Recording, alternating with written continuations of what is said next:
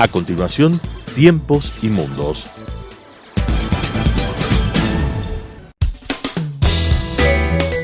Clasificación A. Apto para todo público.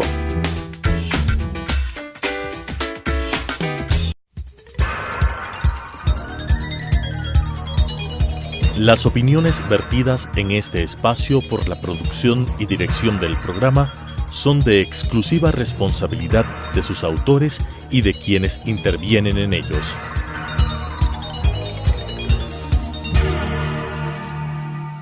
Telesucesos Canal 29 UHF presenta Tiempos y Mundos, un análisis de los acontecimientos y las tendencias que en nuestro común planeta se producen día a día, con la conducción de Alan Cathay.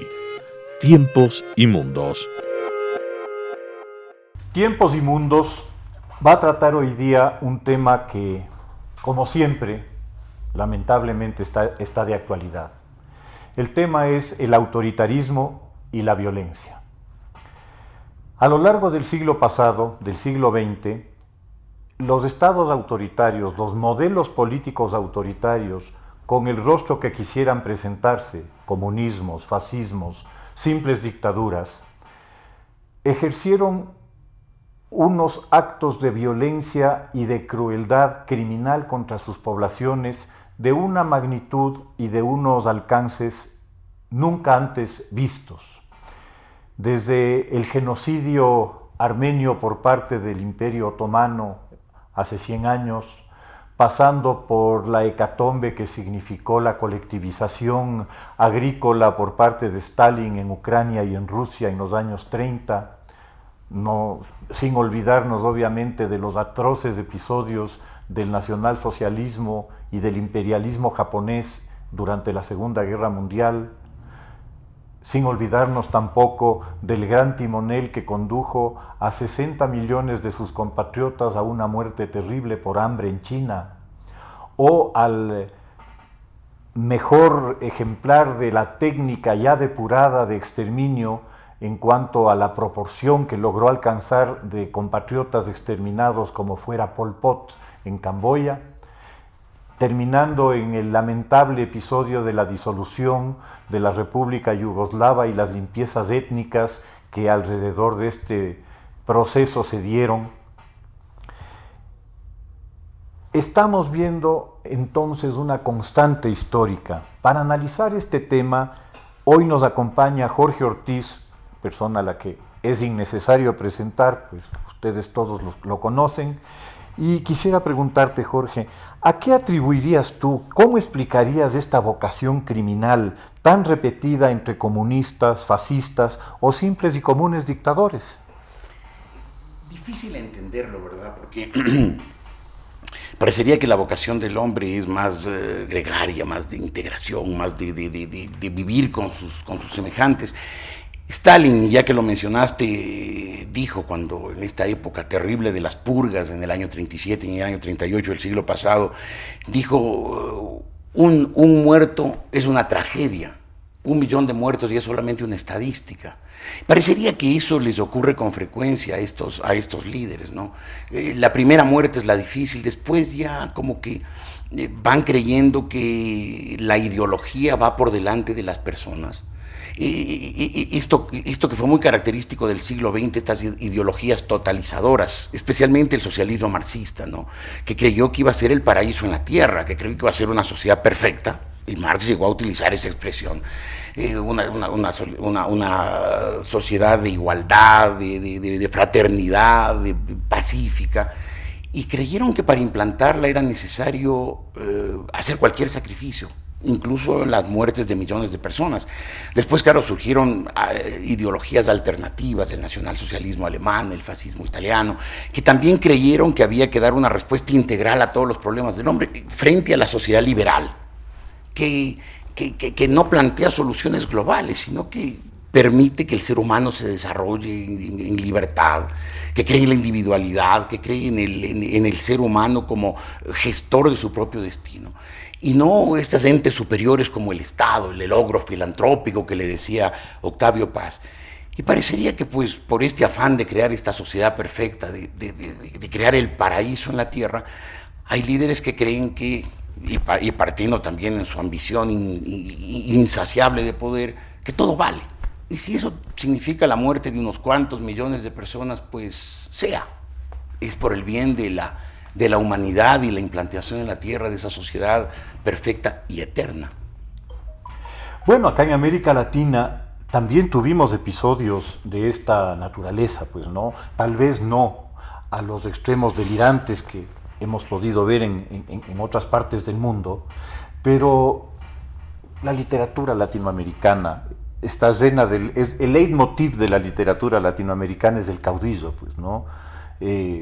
Roa Bastos, Vargas Llosa, García Márquez, Miguel Ángel Asturias, todos han escrito en torno a esta figura mítica del caudillo, del Mesías, del Redentor. Y obviamente América Latina ha sido pródiga en producir estos personajes, ¿no? Lo tenemos a Perón, a Getúlio Vargas, lo tenemos a Somoza, a Batista, a los herederos de Batista, la familia Castro, porque ya se volvió un tema dinástico. Pues, sí, ¿no? Sin duda. Entonces, los dictadores del Cono Sur, durante la década de los 70s, el último episodio de esta historia de violencia desde el poder, sea proveniente de la extrema izquierda, de la extrema derecha, proveniente de dictaduras militares, de dictaduras civiles, es el lamentable caso que se dio hace unos días en Venezuela con el asesinato de este policía Pérez, a pesar de que a los gritos, y el mundo entero lo pudo escuchar, trataban de rendirse ante un ataque completamente desproporcionado en cuanto a cualquier posibilidad de retaliación o de defensa por parte de las Fuerzas Armadas venezolanas.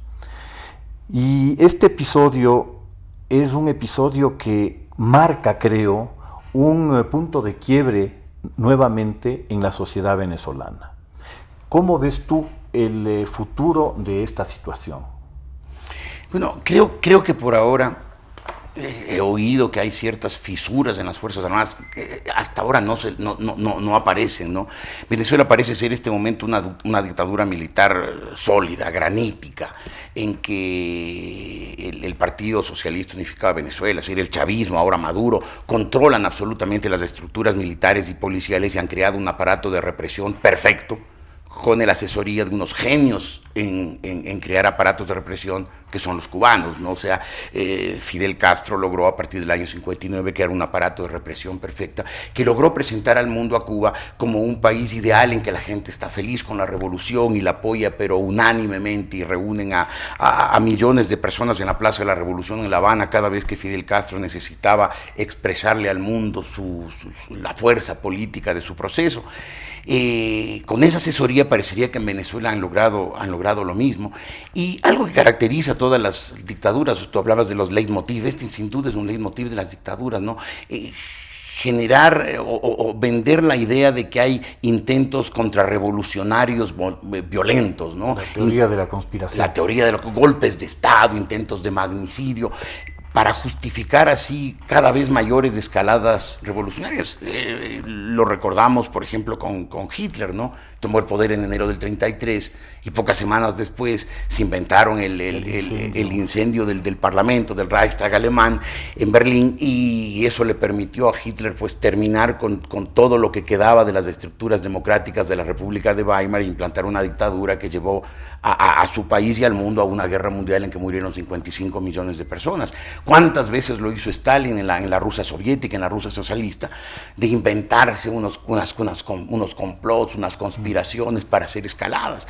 Esto evidentemente pasó en Venezuela. Era evidente que este señor Pérez tenía muy poca capacidad de levantar una sublevación significativa, y que cuando le lanzaron ese ataque militar absolutamente desproporcionado, masivo, él a través de las redes sociales dijo que se rendía, que no lo maten, que se entregaba, que diría lo que sea.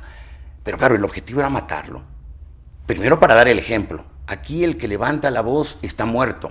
Y en segundo lugar, para generar entre la población, especialmente en la población de abajo, la más vulnerable a las campañas de propaganda, la idea de que sí, de que hay una contrarrevolución en marcha, un proceso sedicioso, enorme, que intenta derrocar a la República Bolivariana y escalar la represión. Horas después del asesinato de Pérez y de sus 7 compañeros, Maduro adelantó las elecciones para realizarlas, dijo que en el primer cuatrimestre, es decir, esto antes del 30 de abril, para realizar el proceso electoral cuando la gente todavía esté con el impacto de este proceso sedicioso que supuestamente hubo. Aquí vimos algo parecido aquí en el Ecuador el 30 de septiembre del año 2010, me inflaron la cosa, una protesta policial que quemaban unas llantas para convertirlo en un intento de sedición que le permitió al correísmo desatar una campaña represiva. O sea, el modelo se repite, el esquema, la franquicia es igual en todas partes.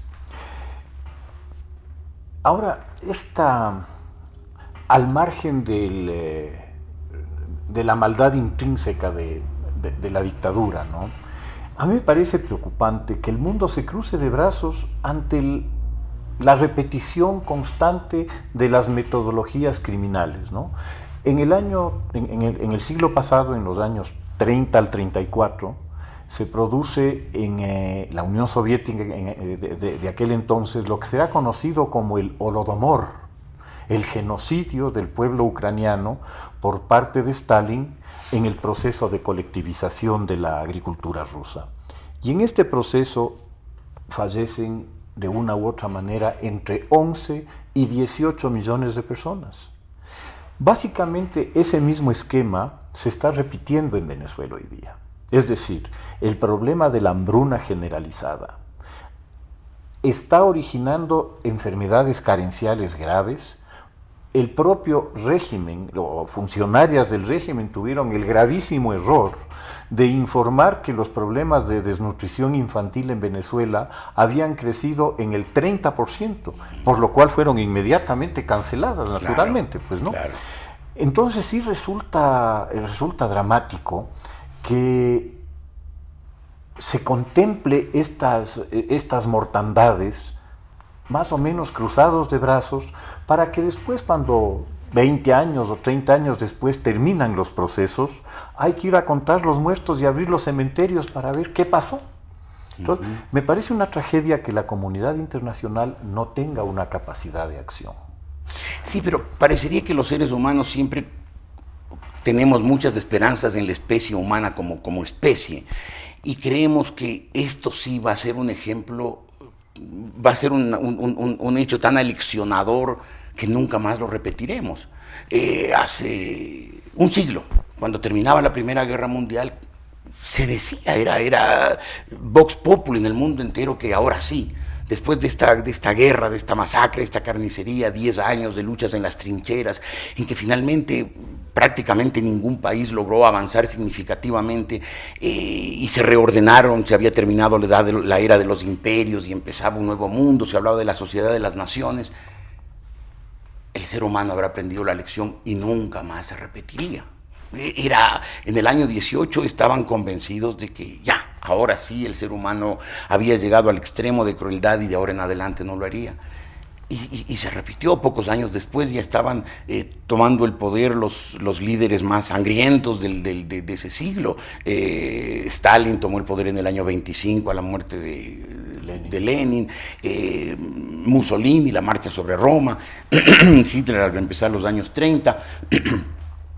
Entonces, se volvió a lo mismo. Eso derivó en la Guerra Mundial en el año 39 al año 45. Cuando terminó la Segunda Guerra Mundial, dijimos, no, ahora sí, ahora sí. 55 millones de muertos, de estos excesos ideológicos, de estas obsesiones ideológicas que marcaron el mundo en esos años, no se va a volver a repetir. Ahora hemos creado una institución, la Organización de las Naciones Unidas, que permitirá que los conflictos entre las sociedades se resuelvan mediante el diálogo y la negociación. Esto nunca más pasará. Y ha seguido pasando. Y cada una de las mortandades, y tú mencionaste al empezar varios, la masacre, la matanza de los armenios por los turcos hace un siglo, todas las guerras posteriores, ¿no? La guerra de Corea desde el año 50, la guerra de Vietnam, la guerra de Afganistán, de los soviéticos desde el año 79 al año 80. Siempre creímos que es la última, que esta nos va a dejar una enseñanza ahí. Y no, el hecho vuelve a repetirse. Y América Latina creímos que después de los caudillismos del siglo XIX, que hicimos que América Latina se retrasara en el proceso de avance, y que sociedades que al empezar el siglo XIX, cuando los países de América Latina llegaron a la independencia de las metrópolis europeas, al habernos retrasado un siglo aprendimos que el caudillismo era malo y que en el siglo XX íbamos a tener líderes democráticos, dialogantes, conciliadores, que iban a ser sociedades modernas. Y nos volvió a pasar lo mismo. Y hoy tenemos en el siglo XXI caudillos como Ortega en Nicaragua, como Evo Morales en Bolivia, como Chávez y Maduro en Venezuela, como Correa aquí, que siguen siendo caudillos del siglo XIX, caudillos que, como tú hablabas de la literatura, del boom latinoamericano, yo el supremo. Cada uno de ellos se cree yo el supremo, yo el que he venido a redimir a este pueblo, a transformarlo en una sociedad próspera y feliz. Y como ha pasado con todos ellos, hoy lo estamos viendo con el Ecuador, después del final de esas eras de los caudillos, los países quedan más violentos, más agrios, más desconcertados, más enfrentados. Y más empobrecidos. Y más empobrecidos. O sea, el ser humano tiene extrañamente una enorme capacidad de aprendizaje individual, pero no tenemos una capacidad de aprendizaje colectivo. Los seres humanos, por lo general, no nos tropezamos 2 veces en la misma piedra. Las sociedades tropiezan 1, 2, 100 veces en la misma piedra. El problema que se ve y que se siente en este momento en el caso venezolano es prácticamente la expulsión de ciudadanos venezolanos del país por mecanismos diversos, ¿no? El hambre, obviamente la persecución ideológica y la persecución política, y la adopción de mecanismos que son absolutamente perversos, como este famoso carnet de la patria, que es tu garantía de que puedes recibir unos mendrugos al final del mes, y aquel que no lo tiene, pues que se las arregle, básicamente, ¿no? Carnet a cambio del cual declaran su fidelidad al proyecto bolivariano. Sí, claro, naturalmente, ¿no? Inclusive yo recuerdo con asombro y con realmente estupor una declaración que el actual vicepresidente de Venezuela, el señor Alaizami, realizó hace un par de años, cuando todavía era gobernador de Aragua, indicando que sí, que en la medida en que crece la pobreza, la gente es más fiel al modelo y es más agradecida con Chávez. Tiene razón. Sí. A medida que la gente es más pobre, depende más del gobierno, de la limosna del gobierno, y se vuelve más obediente, más sumisa, más silenciosa. No. Tiene razón, sí, sin pero duda. es perverso. Pero es una gestión absolutamente perversa. En todo caso, analizando este tema de la migración forzosa que se está produciendo en Venezuela, esa migración forzosa tiene graves impactos fuera de Venezuela. Es decir, en aquellos países que están más o menos obligados a acoger a estos migrantes económicos que están huyendo de un infierno. Están huyendo de una situación, como hablábamos hace un momento, de un descalabro absoluto de la economía, de una carencia de las cosas más esenciales como es la alimentación y la medicina, y obviamente es gente que está buscando su futuro en otros sitios, ¿no? Estos otros sitios, particularmente en este caso Colombia, que es quien está soportando el mayor peso de la migración venezolana, pero no solo Colombia, porque el impacto lo sentimos acá, ciertamente se lo siente en Perú, se lo siente en Brasil. En Chile, en Argentina, en toda México. América, en toda América, es decir, toda América está acogiendo a los refugiados provocados por un régimen incompetente y criminal. Régimen incompetente y criminal al cual Rafael Correa le puso sobre 10, 11. ¿Te acuerdas cuando le preguntaron cómo calificaría el régimen? Dijo sobre 10, 11. Es decir, no merece otro comentario, sino decir, pobre tipo el que es capaz de decir una idiotez de esa naturaleza, ¿no? Y pobre gente, pobre país que obviamente ha caído en manos, yo ni siquiera me atrevería a pensar en un modelo ideológico, ¿no? El ejército venezolano se ha convertido en un ejército de ocupación, en un ejército de ocupación que además es un socio comercial importante de la mafia que está empoderada del gobierno de Venezuela, ¿no? Pero hay una ideología por detrás, o sea, es una forma brutal, rústica del socialismo, porque claro, se eliminan todas las estructuras del modelo alternativo a ese socialismo que es la democracia. Todo lo que es participación, pluralismo, ha sido lentamente exterminado en Venezuela para que solo rige la idea oficial. Una idea que evidentemente quienes dirigen esto tienen más una mentalidad mafiosa que ideológica. Sí. Pero claro, el gran pretexto es esa ideología, el socialismo del siglo XXI, con el que embaucaron a tanta gente en tantos países y tanto daño les hicieron. Esta amenaza que la migración implica para los otros países tiene también otras connotaciones, ¿no? Encuentro preocupantes paralelos en la violencia venezolana con el tema de la guerra civil siria. Inclusive los actores. La presencia en Venezuela de grupos extremistas islámicos que han sido muy bien acogidos primero por Chávez y luego por Maduro, como es el caso de Hezbollah, que es pública y notoria la presencia de agentes de Hezbollah en Venezuela. El mismo Hezbollah que participó, como ya está demostrado, en el atentado de la Mutual Judía en Buenos Aires en el año 94, ¿no? En la AMIA.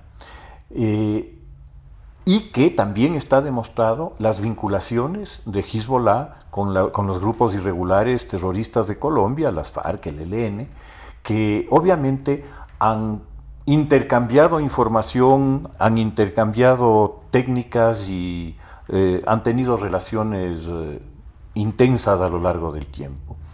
Esta presencia de Hezbollah en Venezuela y esta migración forzosa, a mí se me hace un paralelo interesante para compararlo con la migración forzosa de Siria, camuflada en la cual han salido una gran cantidad de terroristas que han llegado a Europa y que han protagonizado algunos de los atentados terribles que el año pasado, sobre todo, se produjeron, pues, ¿no? Entonces, la preocupación es, ¿no estará produciéndose un fenómeno parecido? No lo sé, tal vez sí, pero en todo caso creo que si está ocurriendo de una manera todavía muy incipiente, ¿no?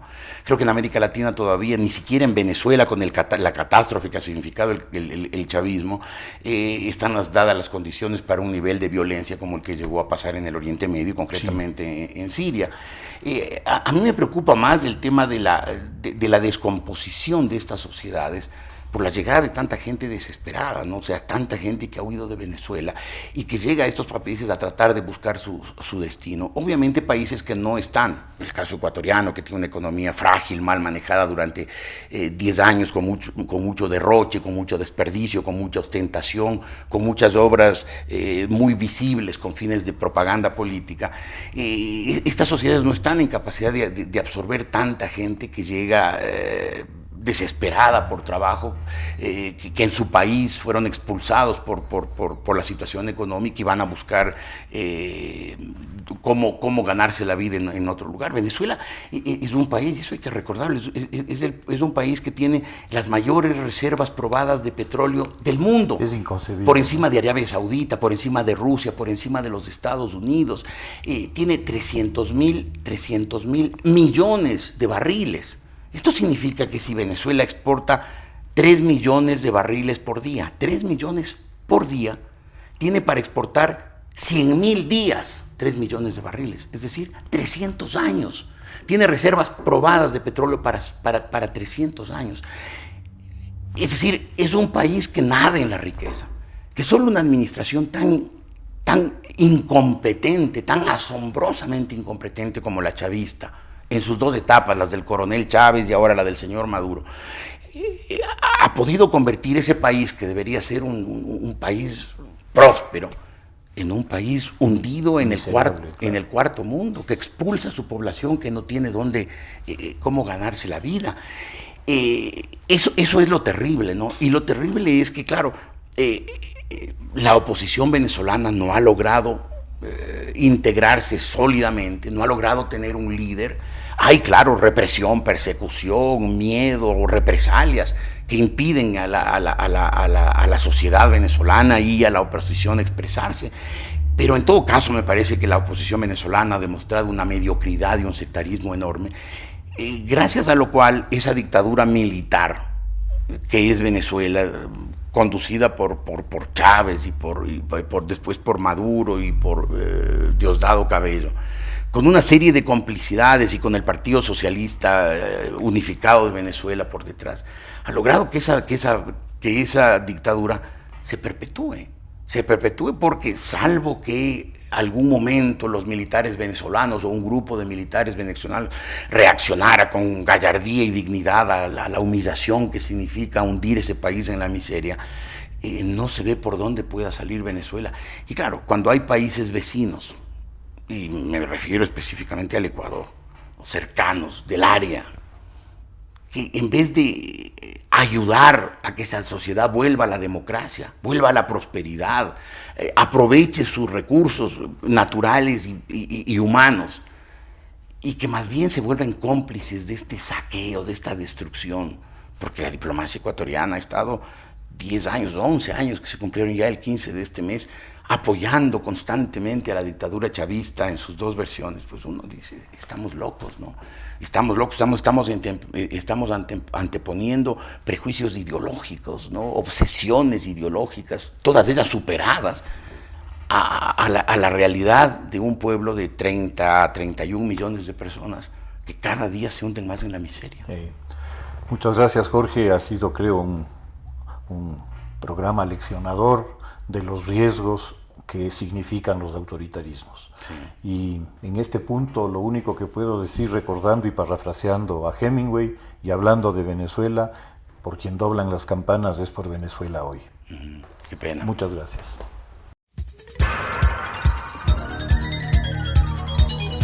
Las opiniones vertidas en este espacio por la producción y dirección del programa son de exclusiva responsabilidad de sus autores y de quienes intervienen en ellos.